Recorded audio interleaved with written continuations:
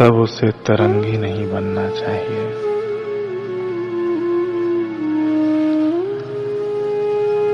अपने गुरु की सेवा करके प्राप्त किए हुए व्यवहारिक ज्ञान की अभिव्यक्ति है आचरण।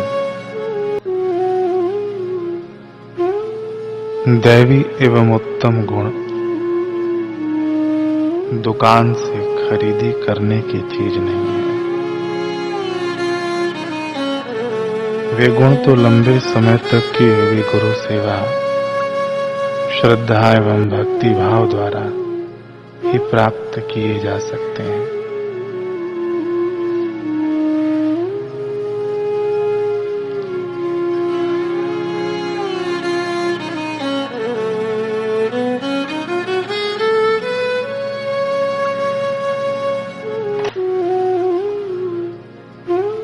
श्री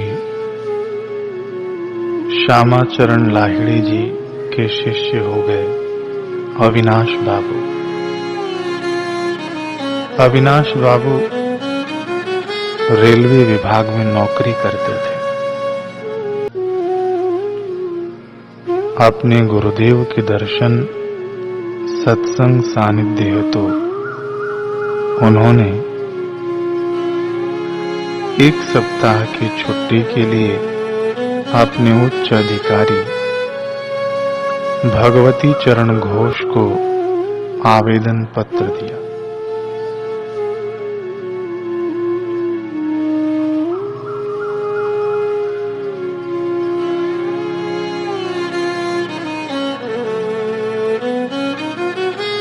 भगवती चरण घोष अविनाश बाबू से कहे कि धर्म के नाम पर ऐसे पागलपन से नौकरी में उन्नति नहीं की जा सकती। आगे बढ़ना है तो यह पचड़ा छोड़कर कार्यालय का कार्य मन लगा के करो। निराश होकर अविनाश बाबू घर लौट रहे थे तो सहसा मार्ग में भगवती बाबू मिले। उन्हें उदास देख वे सांसारिक बातें समझाने लगे ताकि इनके मन का क्षोभ दूर हो जाए। अविनाश बाबू उदासीनता के साथ उनकी बातें सुन रहे थे और मन ही मन गुरुदेव से प्रार्थना भी कर रहे थे। अचानक कुछ दूरी पर तीव्र प्रकाश हुआ। उसमें लाहिड़ी महाशय प्रकट हुए और बोले, भगवती, तुम अपने कर्मचारियों के प्रति कठोर हो। इसके बाद वे अंतर्ध्यान हो गए। सर्वव्यापक गुरु तत्व सर्वत्र विद्यमान है। शिष्य जब सद्गुरु को शरणागत होकर पुकारता है तो उसकी प्रार्थना गुरुदेव अवश्य सुनते हैं तथा प्रेरणा मार्गदर्शन भी देते हैं। पूज्य बापू जी से मंत्र दीक्षित साधकों का ऐसा अनुभव है। सभी शिष्य रक्षाएं पाते, सर्वव्याप्त सद्गुरु बचाते। भगवती बाबू अत्यंत विस्मित हो कुछ मिनट चुप रहे। फिर कहा, आपकी छुट्टी मंजूर, आप अपने गुरुदेव का दर्शन करने अवश्य जाएं और यदि अपने साथ मुझे भी ले चलें तो अच्छा हो। अब दूसरे दिन भगवती बाबू सपत्नीक अविनाश बाबू के साथ काशी पहुंचे। उन्होंने देखा कि लाहिड़ी महाशय ध्यानस्थ बैठे हैं। ज्यों भगवती बाबू ने प्रणाम किया त्यों वे बोले, भगवती, तुम अपने कर्मचारियों के प्रति कठोर हो। ठीक यही बात भगवती बाबू पहले सुन चुके थे। उन्होंने क्षमा याचना की वह पत्नी सहित दीक्षा ली। भगवती बाबू अपने पुत्र मुकुंद के जन्म के कुछ दिन बाद उसे लेकर सपत्नीक अपने गुरुदेव के दर्शन करने आए। तो लाहिड़ी जी ने आशीर्वाद देते हुए कहा कि तुम्हारा यह पुत्र योगी होगा।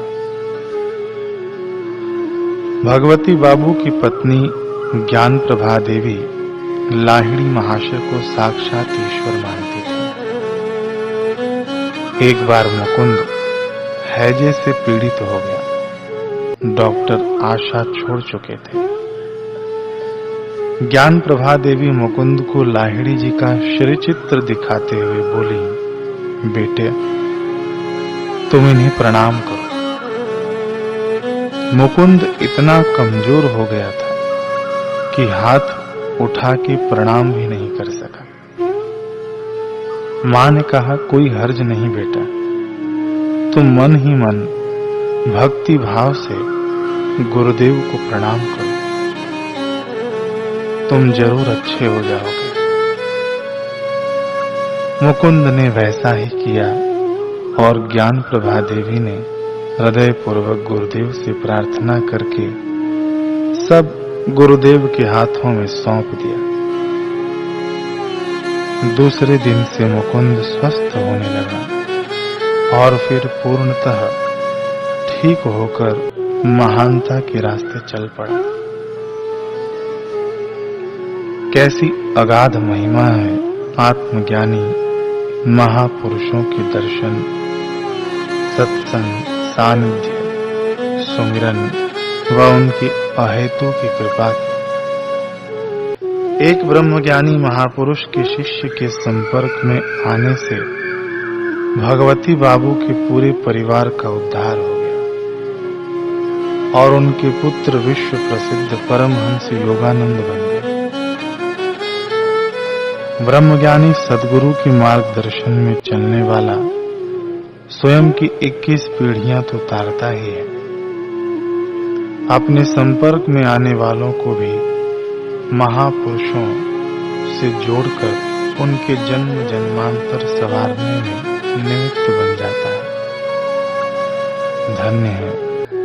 धन्य है ऐसे महापुरुष और धन्य है उनकी कृपा पचाने वाले सतशिष्य।